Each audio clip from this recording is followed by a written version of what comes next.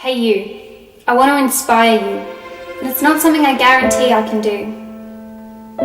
Hey you in the back row, you're about to step out into the real world, a place you don't know. Life's moving faster, tests getting harder, brains filled with data, reality getting closer, easy moving farther. Friends will dwindle, flames may kindle. What happened to the days of monkey bars? Look at you now, all in cars, with later bedtimes than ever before, not for fun, but to study more. Because we all know the HSC is knocking on your door. And in these exams I trust that you will have speed and keep your handwriting steady. But the question is, are you ready?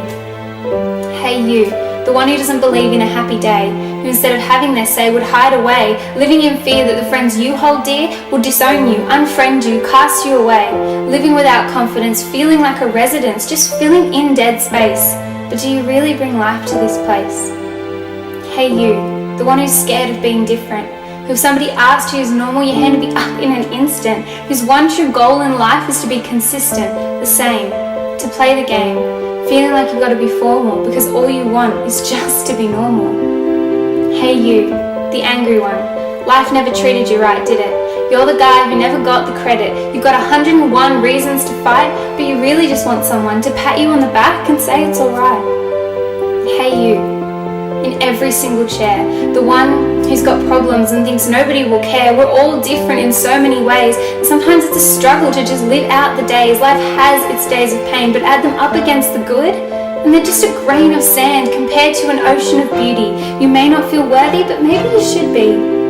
Let me give you an analogy. You have a light and a switch, but no electricity. Your light is lacking in ability, but give the light the power it needs to survive, and golly, your light is alive. God is the power and we are the light. With or without power, we believe we're alright. But put in God's electricity and we exceed in ability. And if Christians were stars, would be the sun, the brightest in the sky, coming together as one because we know we sin. But forgiveness is done. It ain't about how hard you get hit. It's about how hard you can get hit and keep moving forward. It's how much you can take and keep moving forward. That's how winning is done. No one ever said that life was going to be all fun, and when this day is over and the next one's begun, will you be out there in the harsh reality, up against humanity, getting things done? Will you stand for a God you believe in, or will you hide and be ashamed, lowering your chin, feet scuffed along the ground, head down, wondering, how many times do I have to go before I deny the Lord 3 times before the throne? What's the meaning of life? Well, can I just say thank God for Hitchhiker's Guide to the Galaxy? They removed the fallacy. You see, now when society asks that question, there's no need to baffle and blunder, because didn't you hear? The meaning of life is now simply a number. But then our curious minds start to wander from one thought to another, and we think, what does this number even mean to people like me and to people like you? Because you see, we can't base our lives off the number 42. But I'll tell you what we can do. We can live for God because Jesus didn't die on the cross to get you out of hell and into heaven. He died to get God out of heaven and into you.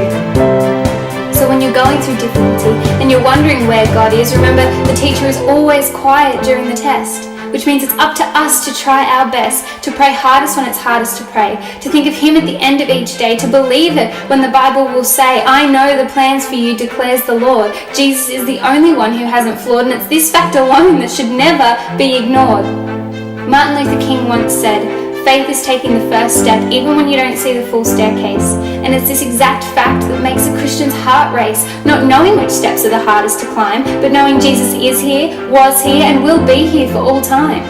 Knowing there's a party to be had at the end of the incline with the almighty and powerful God divine. I can't tell you what the meaning of life is, but I can tell you what it means to be living. It means to breathe in and out 30,000 times a day, blinking 29,000 times, taking 10,000 steps. There are so many amazing things us as humans can do. Like, did you know that when you blush, the lining of your stomach blushes too? It means we have a social, physical, cultural, emotional, and spiritual need. It means we laugh, we love, we cry, and we bleed. I have a dream. And in that man's eye, he had a gleam of hope, of faith, of prosperity. I'll give you the message about all of humanity. We have fallen, and I know it sounds corrupt, but remember, it's not about how many times you fall. It's about how many times you get back up to see the next day dawning, to see the next sunrise, because I see the gleam that he had in your eyes. When life life gets stressful, we read quotes about being successful. But when we're in success, do we turn around and help the ones in distress? Do we return the favour? Do we pass the compliment forward? Or do we believe that we've done our bit and we should be rewarded? Life's not about all the deeds that we've done. In fact, it's only about the deeds of the Son, dying on the cross shouting, "Forgiveness is for everyone." But people forgot. And I encourage you that forgetting doesn't mean it goes away. Forgiveness is for you on this day, and the next one, and the one after that. Just love Jesus. It's a simple fact. Now I hope that this has inspired you, but please remember, it's not where you get your inspiration from, it's where you take your inspiration to.